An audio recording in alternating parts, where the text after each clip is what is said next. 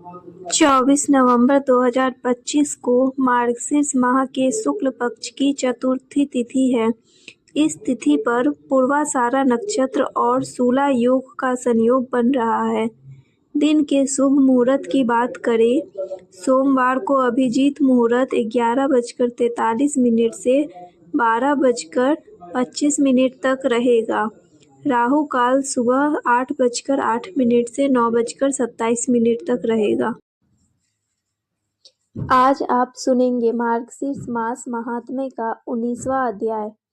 उससे पहले हर दिन की तरह सुनिए सीता नितनेम की कहानी। इस कहानी को सीता माता कहती थी और प्रभु श्री राम सुना करते थे। एक दिन श्री राम भगवान को किसी काम के लिए बाहर जाना पड़ा, तो सीता माता कहने लगी कि भगवान, मेरा तो 12 वर्ष का नितनेम है। अब आप बाहर जाएंगे तो मैं अपनी कहानी किसे सुनाऊंगी। तब श्री राम ने कहा कि सीते, आप कुएं की पाल पर जाकर बैठ जाना और वहां पर जो भी औरतें पानी भरने आएंगी उन्हें अपनी कहानी सुना दिया करना। सीता माता कुएं की पाल पर जाकर बैठ गई। तभी एक स्त्री आई। उसने रेशम की जरी की साड़ी पहन रखी थी और सोने का घड़ा ले रखा था। सीता माता उसे देखकर कहने लगी, बहन, मेरा 12 वर्ष का नितनेम सुन लो। पर वह स्त्री बोली कि मैं तुम्हारा नितनेम सुनूंगी तो मुझे तो घर जाने में देर हो जाएगी और मेरी सास मुझसे झगड़ा करेगी। इसलिए उसने कहानी नहीं सुनी और अपने घर चली गई। लेकिन उसके घर जाते ही उसकी रेशम जरी की साड़ी फट गई। सोने का घड़ा मिट्टी के घड़े में बदल गया। सासू ने देखा तो पूछा, अरे बहू, यह किसका दोष लेकर अपने सिर आ गई है। बहू बोली, माँ जी, कुएं पर एक औरत बैठी थी। उसने अपनी कहानी सुनने के लिए कहा, लेकिन मैंने नहीं सुनी। शायद उसी का यह पल मुझे मिला है। बहू की बात सुनकर अगले दिन वही साड़ी और वही घड़ा लेकर सास कुएं की पाल पर गई। सास को वहीं पर सीता माता बैठी मिली तो माता सीता ने कहा, बहन, मेरी कहानी सुन लीजिए। सासू बोली, एक बार छोड़, मैं तो 4 बार कहानी सुन लूंगी। तब सीता माता बोली, राम आए, लक्ष्मण आए, देश के पुजारी आए, नितनेम का नेम लाए। आओ राम, बैठो राम, तपी रसोई जीमो राम। माखन मिश्री खाओ राम, दूध पतासा पियो राम। सुत के पलका मोठो राम, साल दुसाला पोठो राम। साल दुसाला ओढ़ो राम। जब बोलू राम ही राम, राम सवारे सबके काम। खाली घर भंडार भरेंगे, सबका बेड़ा पार करेंगे। बोलो श्री राम, जय जय राम। सासू बोली, बहन, कहानी तो बहुत अच्छी लगी। फिर कहानी सुनकर सासू घर चली गई और उसकी साड़ी फिर से रेशम जरी की बन गई। मिट्टी का घड़ा फिर वापस से सोने के घड़े में बदल गया। बहू ने देखा तो कहने लगी, सासू माँ, आपने यह सब कैसे किया। सासू बोली, बहू, तू दोष लगाकर आई थी और मैं अब दोष उतार कर आ रही हूँ। बहू ने पूछा कि माँ जी, वह कुएं वाली स्त्री कौन है। सासू ने बताया कि वह तो सीता माता थी। वह पुराने से नया कर देती है, खाली घर में भंडार भर देती है। वह लक्ष्मी जी का वास घर में कर देती है और मनुष्य की जो भी इच्छा हो उसे पूर्ण कर देती है। बहू बोली, माँ जी, फिर तो ऐसी कहानी मुझे भी सुना दो। सास बोली कि ठीक है, तुम भी सुन लो। फिर सास ने कहानी शुरू की। राम आए, लक्ष्मण आए, देश के पुजारी आए, नित नेम के नेम लाए। आओ राम, बैठो राम, तपी रसोई जीमो राम। माखन मिश्री खाओ राम, दूध बतासा पियो राम। सुत के पलका मोठो राम, साल दुसाला पोठो राम। साल दुसाला ओढ़ो राम। जब बोलू राम ही राम, राम सवारे सबके काम। खाली घर भंडार भरेंगे, सबका बेड़ा पार करेंगे। बोलो श्री राम जय जय राम। कहानी सुनकर बहू बोली, माँ जी कहानी तो बहुत अच्छी है। सासू ने कहा, ठीक है, अब से हम इस कहानी को रोज सुबह किया करेंगे। अब सास बहू रोज सवेरे उठती, नहाती धोती और पूजा करने के बाद नितनेम की सीता माता की कहानी कहती। एक दिन की बात है, उनके यहाँ पड़ोस की एक औरत आई और बोली कि बहन जरा सी आँच तो देना। तो बहू बोली कि आँच तो अभी हमने जलाई ही नहीं। पड़ोसन बोली, तो फिर तुम सुबह 4 बजे से उठकर क्या कर रही हो?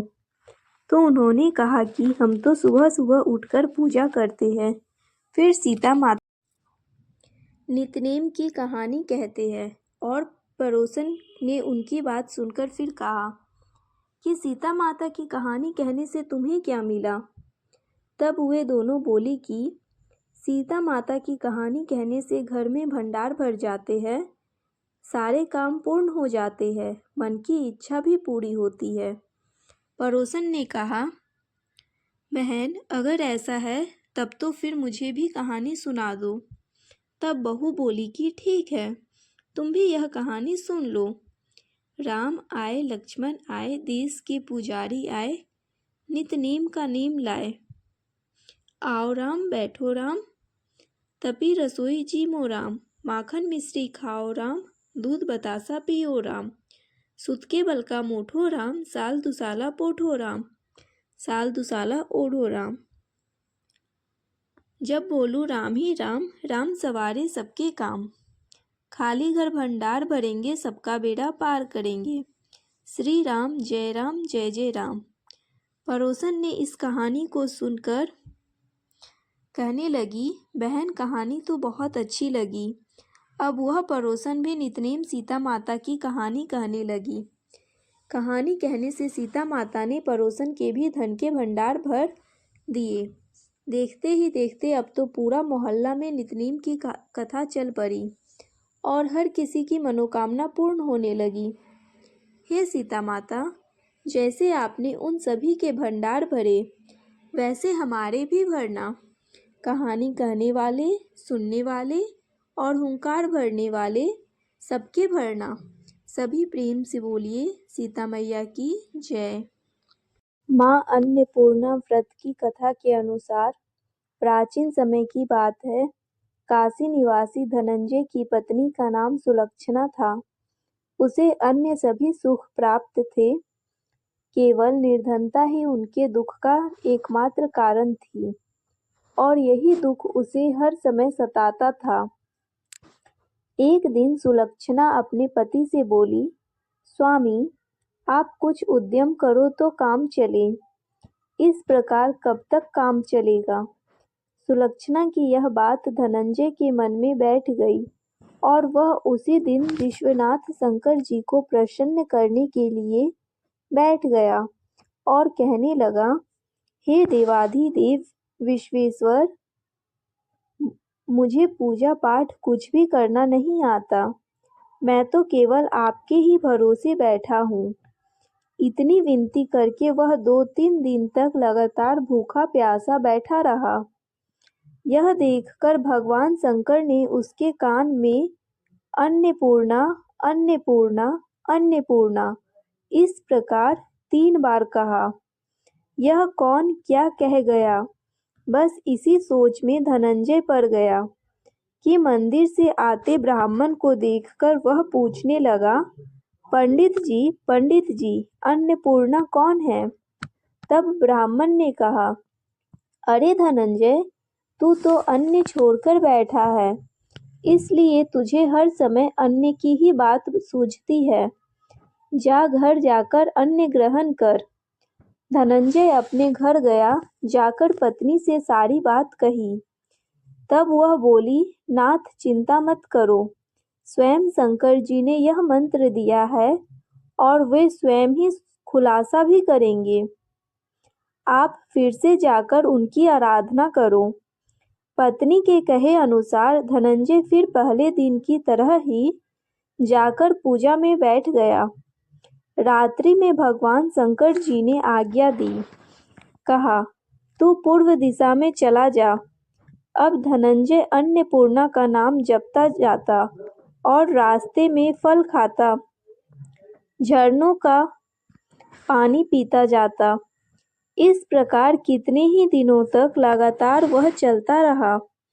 वहां उसे चांदी से चमकते वन की शोभा देखने मिली, सुंदर सरोवर देखने मिला। उसके किनारे कितनी ही अप्सराएं झुंड बनाए बैठी थी। एक अप्सरा कथा कहती थी और सब माँ अन्नपूर्णा इस प्रकार बार बार कहती थी। यह उद्यम अगहन मास की उजियारी रात्रि थी और आज से ही व्रत का आरंभ था। जिस शब्द की खोज करने वह निकला था, वहां उसे उसी शब्द सुनने को मिला। धनंजय ने तब उनके पास जाकर धीरे से पूछा, हे देवियों, आप यह सब क्या कर रही हो? तब उन सब ने कहा, हम सब माँ अन्नपूर्णा का व्रत कर रहे हैं। व्रत करने से क्या होता है और क्या यह व्रत किसी ने किया भी है? इसे कब किया जाए, कैसे किया जाए और इसकी कथा विधि क्या है? मुझसे भी कहो। धनंजय के कहने पर वे अप्सराएं कहने लगी, इस व्रत को कोई भी कर सकता है। 21 दिन व्रत करने के लिए 21 गांठ वाला सूत लेना। 21 दिन यदि ना कर पाए तो एक दिन का ही उपवास करे और यह भी ना करे तो केवल कथा सुनकर ही प्रसाद ले ले। निराहार रहकर कथा कहे। कथा सुनने वाला कोई ना मिले तो पीपल के पत्तों को रखकर सुपारी या घृत कुमारी यानी गवार पाठ को वृक्ष के सामने रखकर दीपक को साक्षी बनाकर सूर्य, गाय, तुलसी या महादेव को बिना कथा सुनाए मुख में पानी या अन्न डालना। यदि भूल से कुछ पड़ जाए तो एक दिवस फिर उपवास करे। व्रत के दिन क्रोध ना करे और झूठ ना बोले। अप्सराओं के द्वारा विधि बताने पर धनंजय बोला, फिर बताइए इस व्रत के करने से क्या होगा? तब वे कहने लगी, इसके करने से अंधे को नेत्र मिल जाता है, लूलों को हाथ मिल जाता है, निर्धन के घर धन के भंडार भर जाते हैं, बांझन को संतान मिलती है, मूर्ख को विद्या मिलती है और जो जिस कामना से व्रत को करता है, माँ उसकी वह हर कामना पूर्ण करती है। धनंजय कहने लगा, बहनों, मेरे घर में भी धन नहीं है, विद्या नहीं है, कुछ भी तो नहीं है मेरे पास। मैं तो दुखिया ब्राह्मण हूँ। मुझे इस व्रत का सूत दोगी क्या? हाँ भाई, तेरा कल्याण हो, हम तुझे सूत देंगे। ले, इस व्रत का मंगल सूत ले। तब धनंजय ने इस व्रत का सूत ले लिया। तब धनंजय ने उन अप्सराओं से सूत लेकर व्रत को किया। व्रत पूरा हुआ तभी सरोवर में से 21 खंड की स्वर्ण सीढ़ी हीरा मोती जड़ी हुई प्रकट हुई। धनंजय जय अन्नपूर्णा कहता जाता था। इस प्रकार जाने कितनी ही सीढ़ियां वह उतरता गया। तब अंदर जाकर उसने क्या देखा कि करोड़ों सूर्यों से प्रकाशमान माँ अन्नपूर्णा का मंदिर है। उसके सामने स्वर्ण सिंहासन पर माँ अन्नपूर्णा विराजमान है। सामने भिक्षा हेतु शंकर भगवान खड़े हैं। देवांगनाएं चवर डुला रही है। कितने ही हथियार बांधे पहरा दे रही है। धनंजय दौड़कर माँ जगदम्बा के चरणों में गिर पड़ा। देवी उसके मन का दुख जान गई। धनंजय हाथ जोड़कर कहने लगा, माता, आप तो अंतर्यामिनी हैं। आपको मैं अपनी दशा भला क्या बताऊं? आप तो सब कुछ जानती है। तब माता बोली, तुमने मेरा व्रत किया है, जा, संसार तुम्हारा सत्कार करेगा। माता ने धनंजय के जिह्वा पर बीज मंत्र लिख दिया। अब तो उसके रोम रोम में विद्या प्रकट हो गई। इतने में क्या देखता है कि वह काशी विश्वनाथ के मंदिर में खड़ा है। माँ का वरदान लेकर धनंजय घर आया। अपनी पत्नी सुलक्षणा से सारी बात कही। माताजी की कृपा से उसके घर में धन संपत्ति उमड़ने लगी। छोटा सा घर बहुत बड़ा गिना जाने लगा। जैसे शहद के छत्ते में मक्खियां जमा हो जाती है, उसी प्रकार अनेक सगे संबंधी आकर उसकी बड़ाई करने लगे। कहने लगे, इतना धन और इतना बड़ा घर, सुंदर संतान नहीं है तो फिर इस कमाई को कौन भोगेगा। सुलक्षणा से तो कोई संतान हुई नहीं, इसलिए तुम दूसरा विवाह कर लो। अनिच्छा होते हुए भी धनंजय को दूसरा विवाह करना पड़ा और सती सुलक्षणा को सौतन का दुख झेलना पड़ा। इस प्रकार धीरे धीरे दिन बीतते गए। फिर अगहन मास आया। नए बंधन से बंधे पति से सुलक्षणा ने कहलवाया कि इस व्रत के प्रभाव से ही हम सुखी हुए हैं, इस कारण यह व्रत छोड़ना नहीं चाहिए। ये माता जी का प्रताप है जो हम इतने संपन्न और सुखी हुए हैं। सुलक्षणा की बात सुनकर धनंजय उसके यहाँ आया और व्रत में बैठ गया। नई बहू को इस व्रत के बारे में कुछ भी पता नहीं थी। वह तो धनंजय के वापस घर लौटने की राह देख रही थी। दिन बीतते गए और व्रत पूर्ण होने में केवल 3 दिन बाकी थे। तभी नई बहू को खबर मिली कि उसके मन में ईर्ष्या की ज्वाला दहक रही थी। वह सुलक्षणा के घर आ धमकी और उसने वहां भगदड़ मचा दी और वह मारी क्रोध के धनंजय को अपने साथ ले गई।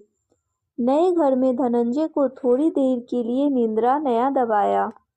वह गहरी नींद में सो गया और ठीक उसी समय नई बहू ने उसका व्रत का सूत तोड़कर आग में फेंक दिया। अब तो माताजी का कोप जाग गया। इधर माता क्रोधित हुई और उधर उसके घर में अचानक आग लग गई। सब कुछ जलकर खाक हो गया।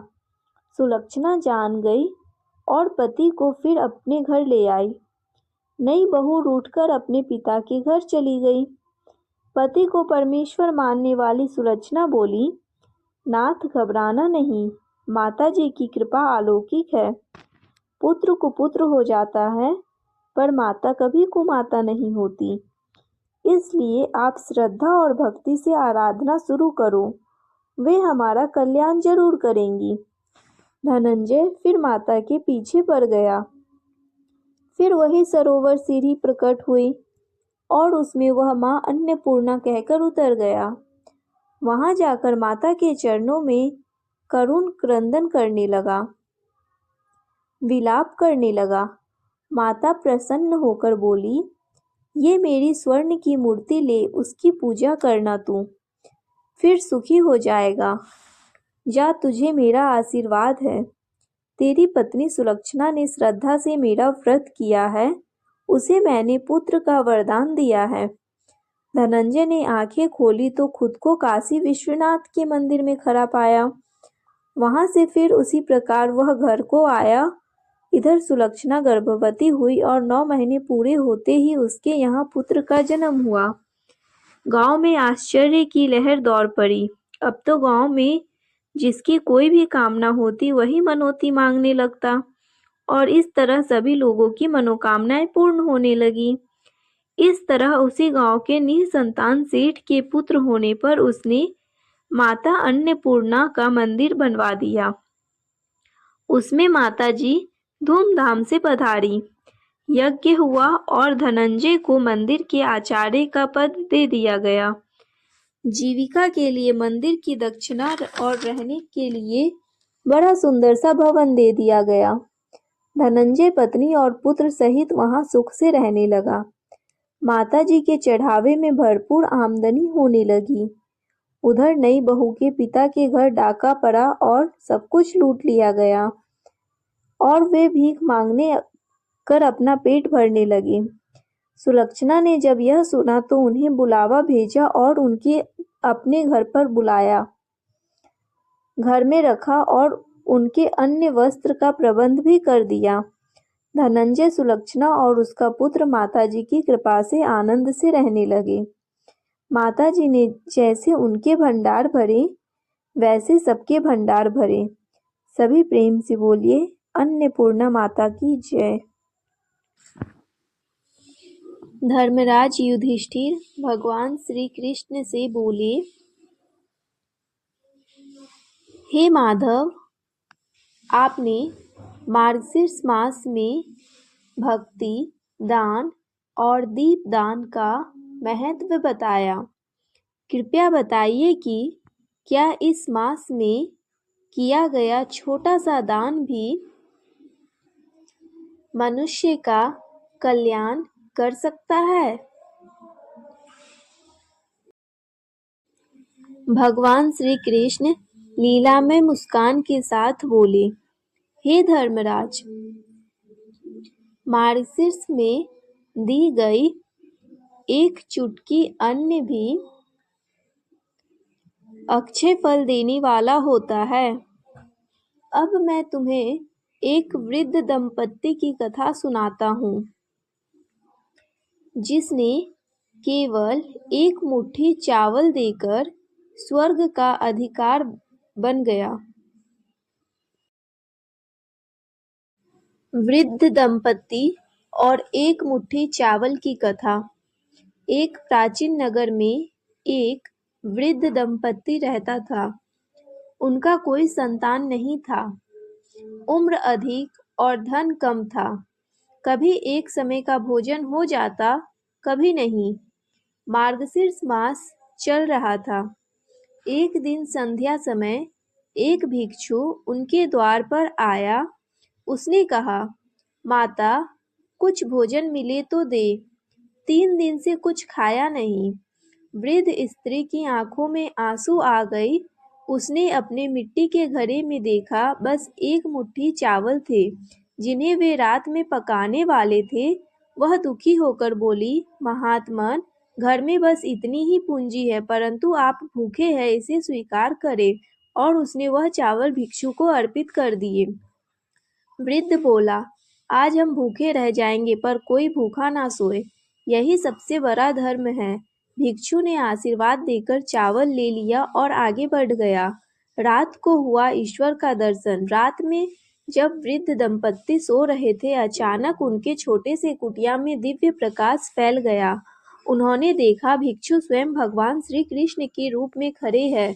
भगवान ने कहा, वत्सो, मार्गशीर्ष मास में दिया गया तुम्हारा वह एक मुट्ठी चावल मेरे लिए पूरे यज्ञों के बराबर है।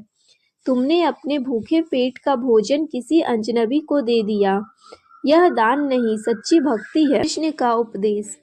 मार्गशीर्ष मास की विशेषता। कथा सुनाकर श्री कृष्ण युधिष्ठिर से बोले, हे धर्मराज, मार्गशीर्ष मास में किसी भूखे को भोजन, किसी दुखी को सांत्वना, किसी निर्धन को सहायता या एक चुटकी अन्न का दान मनुष्य के पाप कर्मों को भस्म कर देता है। इस मास में दान का फल 100 यज्ञों के बराबर होता है। फल श्रुति कथा का फल। जो व्यक्ति इस कथा को श्रद्धा से सुनता है, घर में पढ़ता है या दूसरों को सुनाता है, उसे दरिद्रता से मुक्ति, घर में सुख शांति, संतान सुखी, दीर्घ आयु और अंत में मोक्ष निश्चित रूप से प्राप्त होता है। तो आइए अब इस कथा का सार सुनते हैं। मार्गशीर्ष मास का दान अत्यंत शुभ माना गया है। दान छोटा हो या बड़ा, यदि हृदय से दिया जाए तो फल अत्यंत होता है। ईश्वर भोग नहीं, भावना देखते हैं। प्रेम और कर्तव्य से किया गया एक दाना भी भगवान को प्रसन्न कर देता है।